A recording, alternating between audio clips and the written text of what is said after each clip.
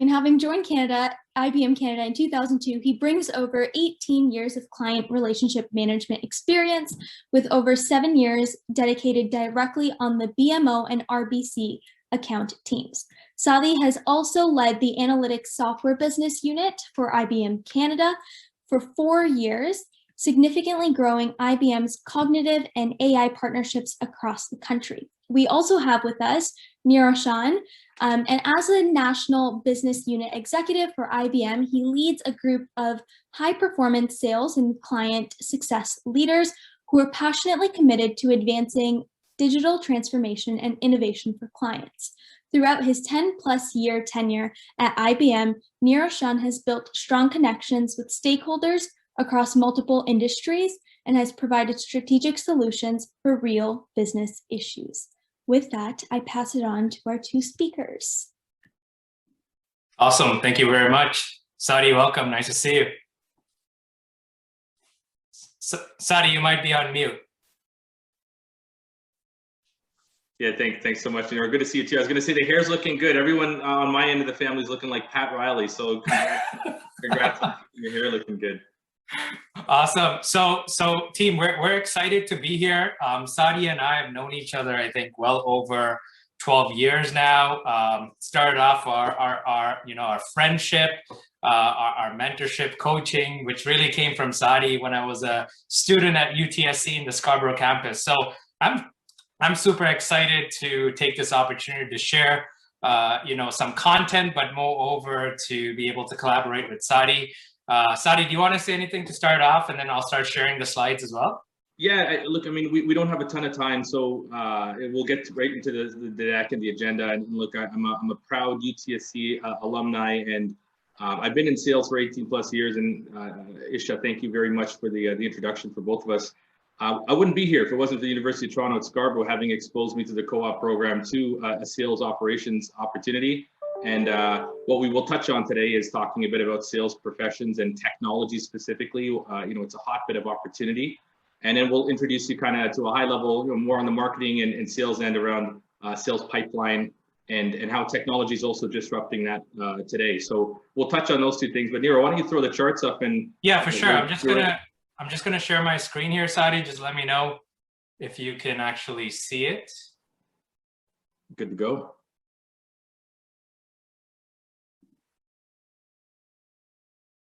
Can you see the screen, Sadi, the slides? Yeah, it's good. Maybe we put it into projection mode and we'll get right into the agenda. Yeah. Sadi, can you just confirm that you're seeing slide number 2? I am, yeah. You are? Yeah.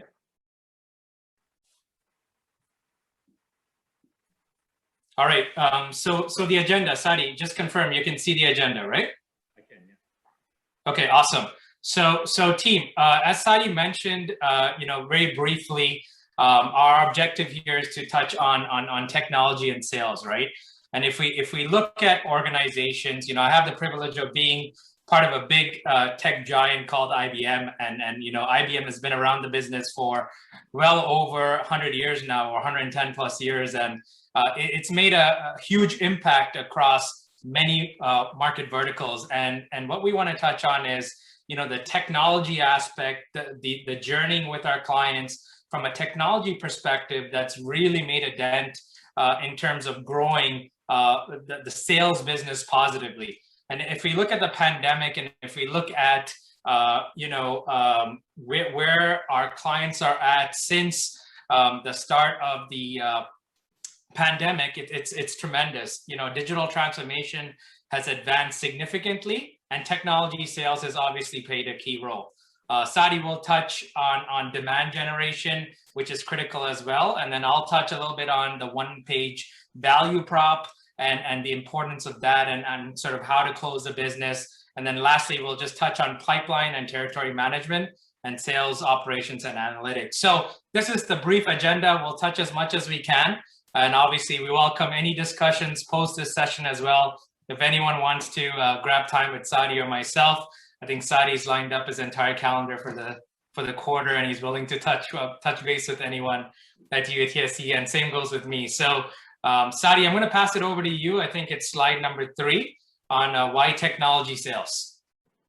Perfect. And yeah, let's get that slide up. And do you see it, Sadi? I've just moved to that slide.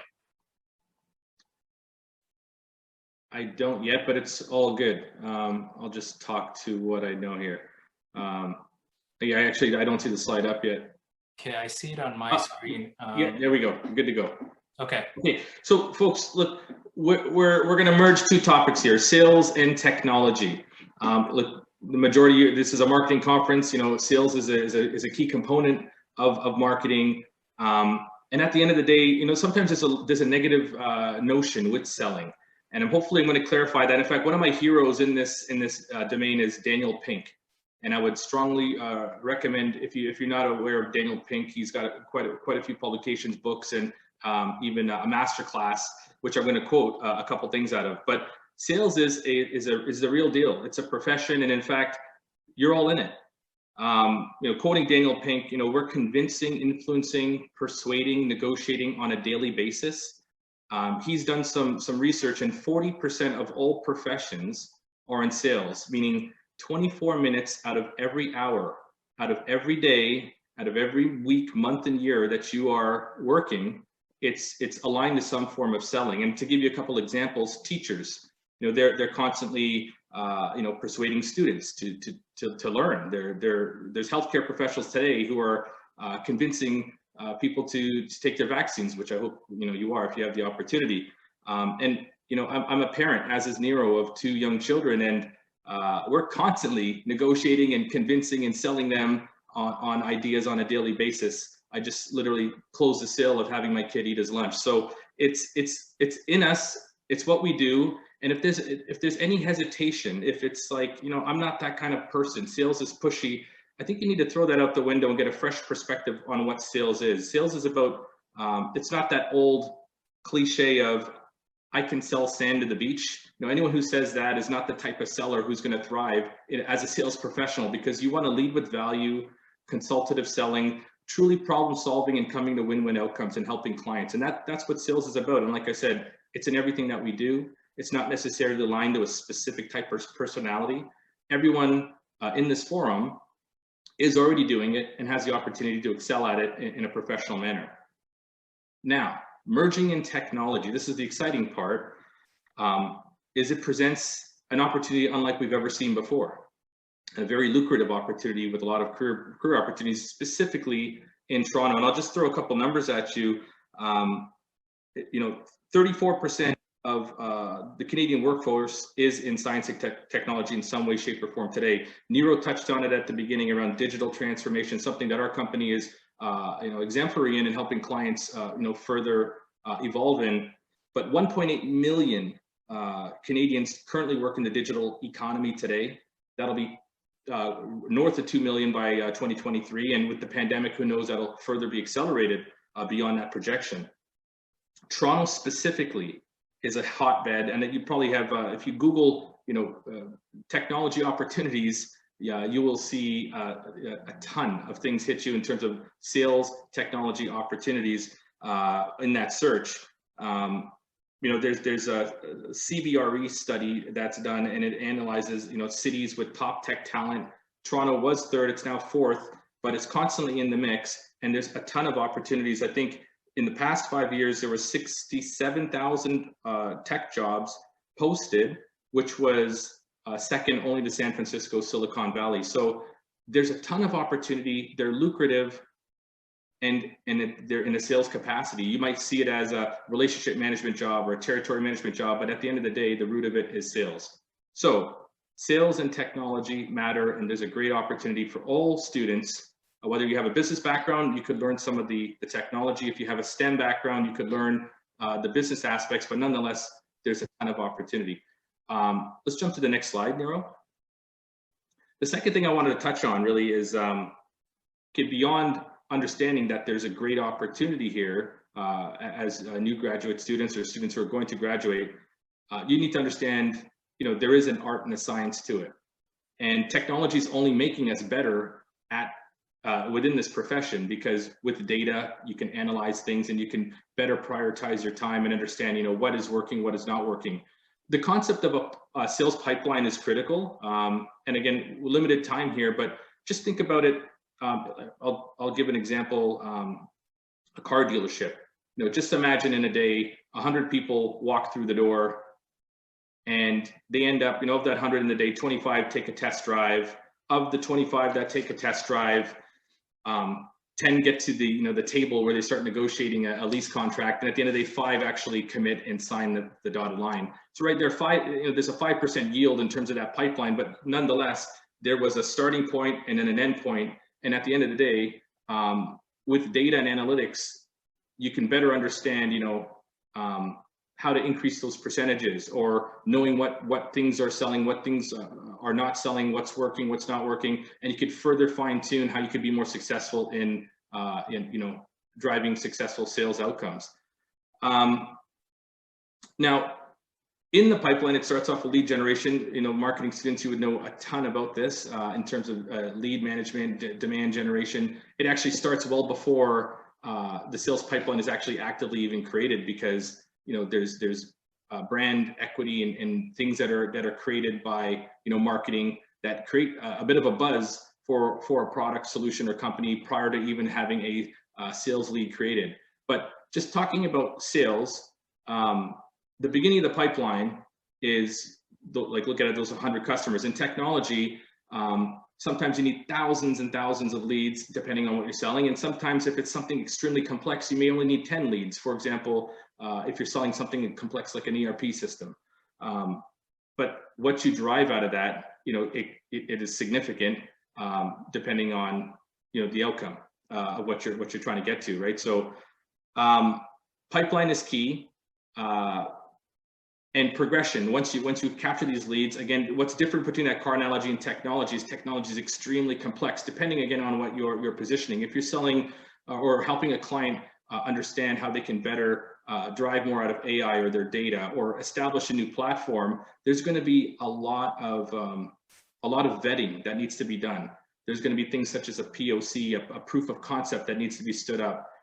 There's things such as UAT, development testing, integration things that need to be you know, tested and vetted, and it's going to take time. And I think depending on what you're selling or the solution that you're coming up with, I mean, you'll understand that there's long sales cycles in technology, and you know, with that, you want to start, again, this is where the art starts coming in with the science. You want to start knowing where to spend your time, and ultimately, you know, with this pipeline management, you can come down to a point where you can predict specifically what you will bring in at any, you know, given point in time based upon historical data.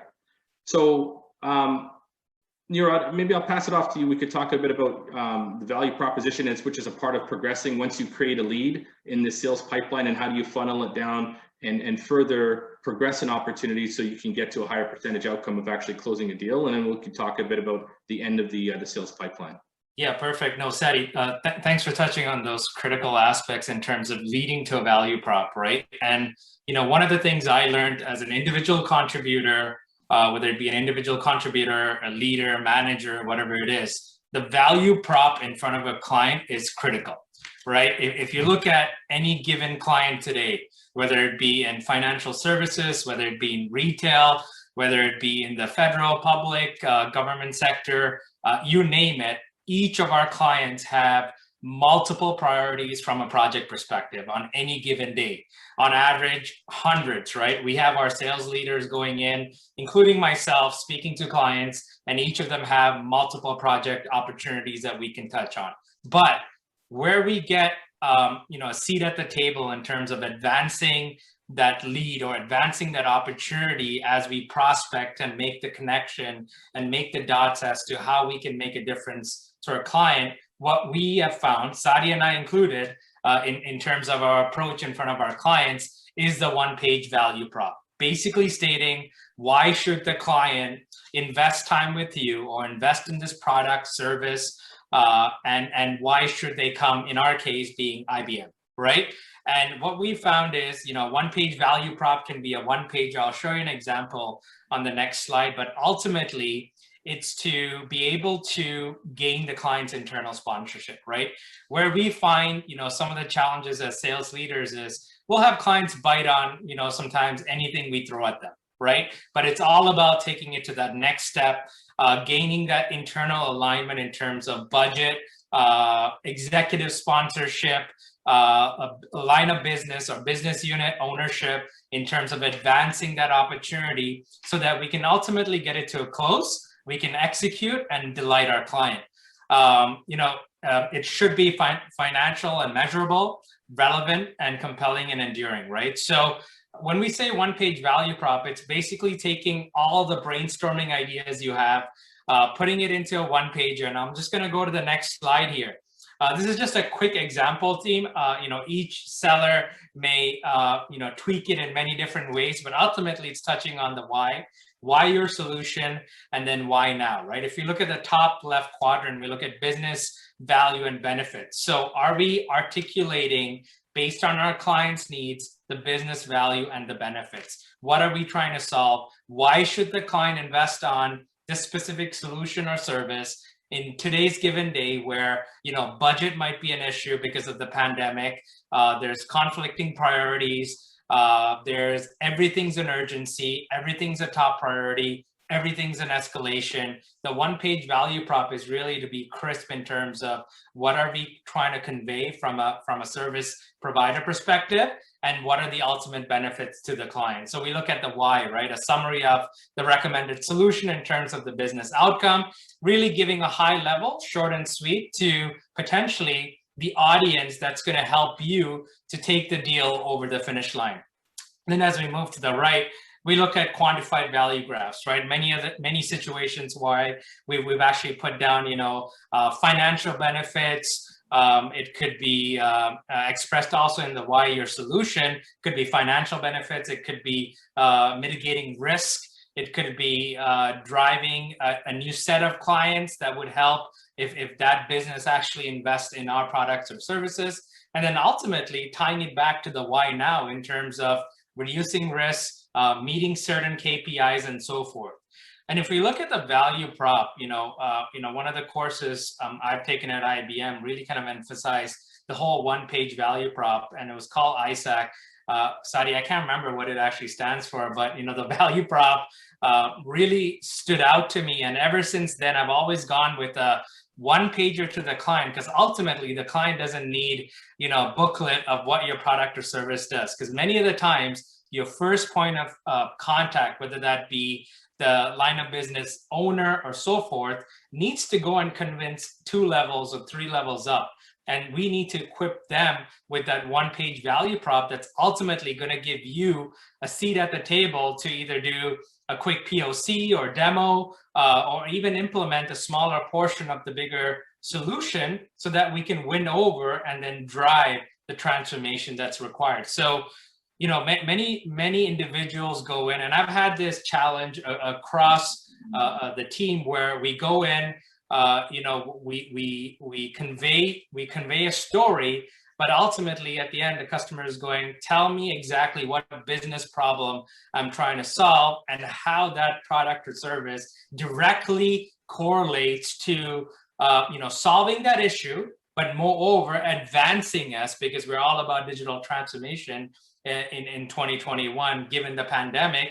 And then how is it going to set myself up for success? But ultimately, how is your product also different from your competitor, right? So the value prop really comprises all that in a short and sweet message. And ultimately, it's to enable the sales leader, whether it be technical or direct sales, to be able to tell that story. And Sadi, I just wanted to touch on that as it really correlates back to the few slides that you touched on. And if there's anything you want to touch on, the one pager, it's played a critical role, I think, in your success and my success, even in our internal huddles as we kind of grow our teams and drive that conversation forward with our clients.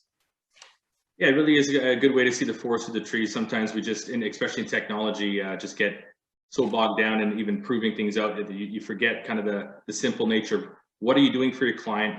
Why would they want to do it with you? How are you truly differentiated? And why do they need to do it now? Because there's so many competing requirements in other areas, that why would they want to spend that money on what you're providing as a solution today? So this is a good way to kind of always rehearse and practice what you're trying to get over the line, and ensure that it makes sense for you and also makes sense for your client. Again, I think I referred to that saying earlier, people that say they could sell sand to a beach and bragging, like, I hate that kind of mentality, because you're going to have a terrible NPS score and you're not going to have repeat customers. So speaking about the end of the pipeline or the end of the sales process, you want to close business. So imagine we talked about lead generation and demand generation. You go through this progression, you test out the technology, which could be lengthy depending on what you're positioning. And then you might get to the point where, it integrates well with their back-end processes, their front-end, technology, everything that they have behind the scenes. It actually works great.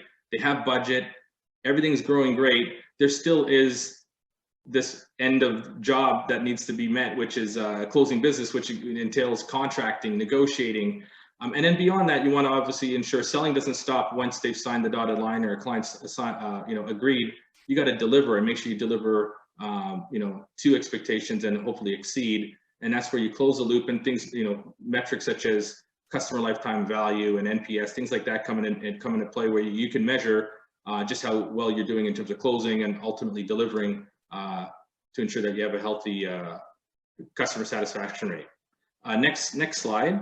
Sadi, I just want to touch on the delivery component very quickly before we go to the next slide. And many sellers think, we sell the product, we sell the service, and then we bounce to the next deal. But ultimately, where we're really winning over our clients and building the pipeline for the future is within delivery. And Sadi, I know you kind of running a massive, one of the biggest accounts at IBM, being CIBC. Delivery is the biggest component of building the future and building that trust with our client. So it's very critical that as sales leaders, we stay in tune and know the pulse of where delivery is going and where we can exceed the expectations of our clients. And I just wanted to highlight that, because as a seller, if you have one or two accounts, and those are the two accounts that you're going to be selling into year over year, you have to make sure whatever product or service you brought over the finish line is meeting the needs, wants, and also building that pipeline for the future. And delivery is a key component. So Sadi, just wanted to touch on that, and I'll go to the last slide. Yeah, perfect. And so again, kind of closing off, folks, I know we don't have a ton of time, but the notion of, we talked about sales and technology and how it's an opportunity unlike we've ever seen before in history. And you, as graduating students or about or have graduated, this is a tremendous opportunity for you to look at setting up an opportunity for a new career for yourself. And again, having the background you have at UTSC, whether it is in STEM or in business, this is a field that you can absolutely get into. And like I said earlier, there's a ton of opportunity in this city, in this country, and even beyond. I think 25% of graduates in Toronto in STEM go outside of Canada to places such as Silicon Valley. So look, tons of opportunity. It's an exciting time.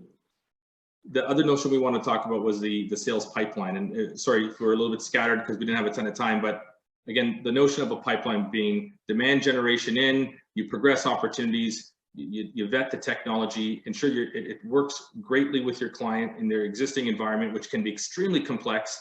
And then you get to the end of job, which is closing that business, delivering, and kind of closing the loop. That pipeline is key because technology helps us do even better in how we manage kind of the sales process, in that it's providing a ton of data. It allows us to better, again, like understand where things are in the sales cycle. Why are certain things getting dropped at a certain component of that pipeline? Is it, things are losing a lot at POC? Is that because we're not delivering on a certain thing? I mean, it allows us to further fine tune how we can better improve the yield of a sales pipeline. And it also helps us with time management, which is, one of the key resources we all take for granted sometimes, which is time. And as sellers, there's so many things that you can do in areas where you can put your efforts, but with, some of these sales and analytics tools through kind of pipeline management, you can better assess where you should be spending your time and how you're spending your time. So look, that's a lot. I hope that piques some of your interests in this field. And again, we'd be happy to take any questions at this time. Thank you for the amazing presentation. We definitely have a couple of questions coming in. So I'll start with this one, which is someone is asking that CRM tools are currently playing a big role in sales today. So can you share any kind of analytics that you would possibly run that would help you close up a deal? Yeah, absolutely. I mean, there's we do use a CRM tool. Actually, we have a partnership with Salesforce, which is one of the leaders in this space. And with our Watson solution, we eat our own cooking. We have some great analytics that are provided, as well as the Einstein tooling from Salesforce. You can take this down to a science where literally imagine every seller across the country predicts what they're going to sell within a quarter based upon historical data and where things are in the sales cycle. That's why the pipeline is important to understand.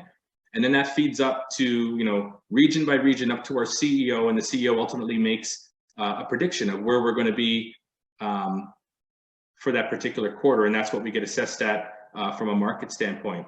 And so that science, that number has to be fairly accurate. And again, CRM tools enable us to better understand historical data and ultimately make those predictions. Now, I think the question was, how does it help us close more? Well, I think going back to the point about time management, leading up to a quarter end, I will know where to spend my time based upon average sales cycles of what things are or what solutions are resonating with clients. And then I would probably focus on those things more so if I have to reach a certain gap within a quarter. But ultimately, data provides analytics, if you do things the right way, and based on those analytics, you can then pivot and make certain decisions. Thank you for that. And then another question is that, what advice do you have for someone that's then contemplating to go into tech sales career? And what are sort of the high points of the job that you currently work at? Sadi, do you want me to start with that? Yeah, please. Go for it. And what I found with tech sales is, previously I was in product sales, which was called software group, then got into more technology sales within technology services. It's a fantastic place to really build your foundation, right? Our customers are requiring more and more sellers or individuals representing their own company to be a little bit more technical in the conversations, right? So you'll get into a conversation with a client, as much as there may be some whining and dining and all that stuff happening, customers want to get right to it. Technology sales really enables you to kind of challenge yourself in terms of peeling the onion, understanding, the capabilities of that product or service, what it can really do within that industry or specifically to your client. And moreover, a fresh graduate coming out of university, whether it be the undergrad or master's or whatever it may be, tech sales will really enable them to ultimately build, their knowledge base. To some extent, even focus on a specific domain sometimes, but moreover, try to be that expert when having that conversation with the client. And what I've found is, as you get into tech sales and you get into items that are a little bit more technical, it's going to help you as you progress your way within sales leadership as well. Because ultimately, you want to be that person that is that go-to person within the sales organization. And tech sales helps you to, drive those meaningful conversations in front of your client. So I'm not sure if I touched on everything there, but Sadi, feel free to jump in. Yeah, no, to echo and add on, I mean, I would say technology sales is exciting too, and where we work at IBM is pretty cool place because we're in the business of solving problems and helping our clients, and there's sometimes not a single way of doing that because again, every customer has unique back-end systems and things that need to be touched upon from an integration standpoint. So I think IBM is founded on open source is a key principle in everything that we do. Our acquisition of Red Hat, if you aren't aware, maybe look into that. But we do work with customer and the customer's ecosystem in an open way with open source technology so that the customer's not going to be locked into anything per se, but ultimately we're working in their best interest to solve a problem that could be iterated and future-proofed, for lack of a better word, because we are based on open standards. And I think because of that, we work with the ecosystem, which is exciting because it's not just about your technology, it's about the other technologies and investments your customers made. So that's one really unique and cool thing I like about IBM, is because it's open in everything we do. But the other thing just in general about technology sales is you're a consummate learner. You're going to be learning every day because things are changing rapidly. So it's an exciting profession. And like I said, if you have today, if you're graduating and you only have a background or a commerce degree or a BBA, or you have a comp sci degree, it's okay. You're going to cross over. As Nero said, you have to be a technical seller, but you could learn these things. And by the way, once you set up a baseline, you're going to be learning for the rest of your life because technology is changing so rapidly. So for me, that's something that's exciting, is that I love to learn, and there's no shortage of learning opportunities in this profession.